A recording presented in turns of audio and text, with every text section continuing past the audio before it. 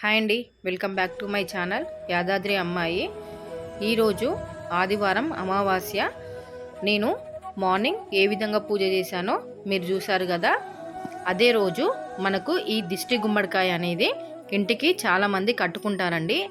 ఈ దిష్టి గుమ్మడికాయ అనేది ఎందుకు కట్టుకుంటారు, దీనివల్ల లాభాలు ఏందో నేను ఈ వీడియోలో చెప్తాను, చూసేయండి. మనము ఇంటికి కట్టే దిష్టి గుమ్మడికాయ అనేది బూడిద గుమ్మడికాయే. ఈ గుమ్మడికాయ అనేది బూడిద బట్టి తెల్లగా ఉన్న గుమ్మడికాయ మాత్రమే తీసుకోవాలి. అలాగే మనకు పైన తొడిమే ఉంది కదా, తొడిమే కూడా ఖచ్చితంగా ఉండే విధంగా చూసి తీసుకోండి.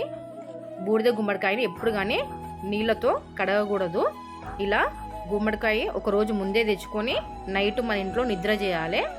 తర్వాత నైట్ కానీ లేదా పొద్దున ఉదయం సూర్యుడు రాకముందుకే ఈ బూడిద గుమ్మడికాయ పూజ చేసి ఇంటి ముందర కట్టుకోవాలి. లేకపోతే సాయంత్రం సూర్యాస్తమం టైం అయిపోయాక చీకటి పడ్డాక మాత్రమే ఈ బూడిద గుమ్మడికాయ అనేది మన ఇంటికి కట్టుకోవాలి.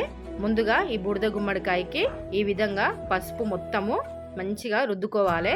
పసుపు మొత్తం మంచిగా పట్టించినాక కుంకుమతో ఈ విధంగా మనము బొట్లయితే అలంకరించుకొని పెట్టుకోవాలి.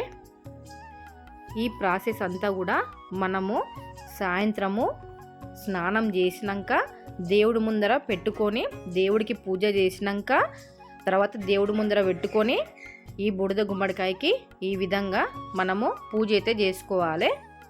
ఈ బూడిద గుమ్మడికాయ అనేది ఇంటి ముందర బుధవారము, ఆదివారము, అమావాస్య వేళల్లో మాత్రమే ఈ బూడిద గుమ్మడికాయని ఈ విధంగా కట్టుకోవాలి.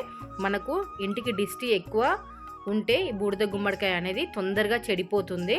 చెడిపోయాక మళ్ళీ తీసేసి మళ్ళీ ఇదే విధంగా పూజ చేసుకొని అమావాస్య రోజైనా బుధవారమైనా ఆదివారమైనా ఈ విధంగా మళ్ళీ పూజ చేసుకొని ఇంటికి కట్టుకోవాలి.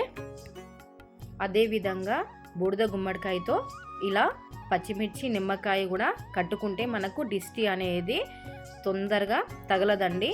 ఇంటిలో నెగిటివ్ ఎనర్జీ ఏమన్నా ఉన్నా కూడా మనకి ఇంటి ముందరికి వచ్చే నరపీడ, నరదిష్టి అనేది మనకు ఈ బూడిద గుమ్మడికాయ ఉంటే తగలదండి.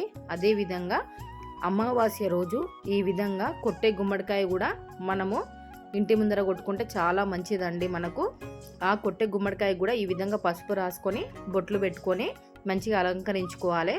బూడిద గుమ్మడికాయకి మనము పూలతో అలంకరించుకుంటే బూడిద గుమ్మడికాయకి మనము ఈ విధంగా పూలతో మంచిగా అలంకరించుకొని పూజ చేసుకోవాలి. ఇలా పూలతో అలంకరించుకోవడం వల్ల బూడిద గుమ్మడికాయలో కాలభైరవుడు రక్షణగా ఉన్నట్టు మన ఇంటికి కూడా. అలాగే ఇంట్లో ఆవు పిడకతో ధూపం ఉంటుంది కదా, ఆ ధూపం కూడా మంచిగా గుమ్మడికాయకి చూయించి ఇల్లు మొత్తము ధూపం వేసుకోవడం వల్ల ఈ ధూపం అనేది మనము గుమ్మడికాయ కొట్టినప్పుడే కాకుండా ఆదివారము, బుధవారము, గురువారము, శుక్రవారము ఈ రోజుల్లో మనం ఇంట్లో ధూపం వేసుకోవడం వల్ల మనకు చాలా మంచిదండి. అలాగే ధూప్ స్టిక్ ఉంటుంది కదా, ఆ ధూప్ స్టిక్ కూడా మనము బూడిద గుమ్మడికాయకి చూయించి వెలిగించుకోవాలి.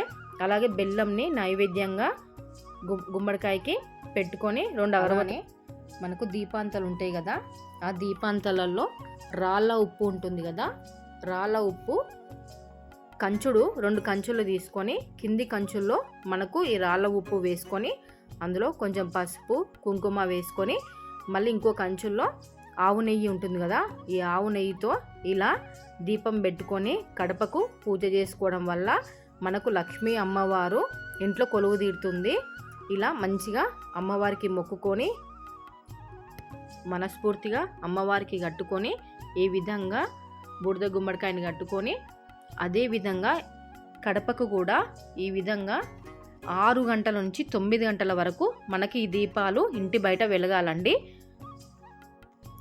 ఈ విధంగా కడప ముందర 2 అగరబత్తులు, ధూపము ఇవన్నీ చూపించినాక మన ఇంట్లో పెద్దవాళ్ళు ఎవరు ఉంటారో వాళ్ళతో మాత్రమే గుమ్మడికాయని కొట్టించాలండి. ఆడవాళ్ళు మాత్రము అస్సలు కొట్టకూడదు, ప్రెగ్నెంట్ లేడీస్ కూడా కొట్టకూడదండి. ఇలా దిష్టి తీసేటప్పుడు ఇంట్లో ఎవరు ఉండకూడదండి. అందరూ బయటకు వచ్చి ఇలా 5-10 నిమిషాలు నిలబడి తర్వాత లోపలికి వెళ్ళాలి.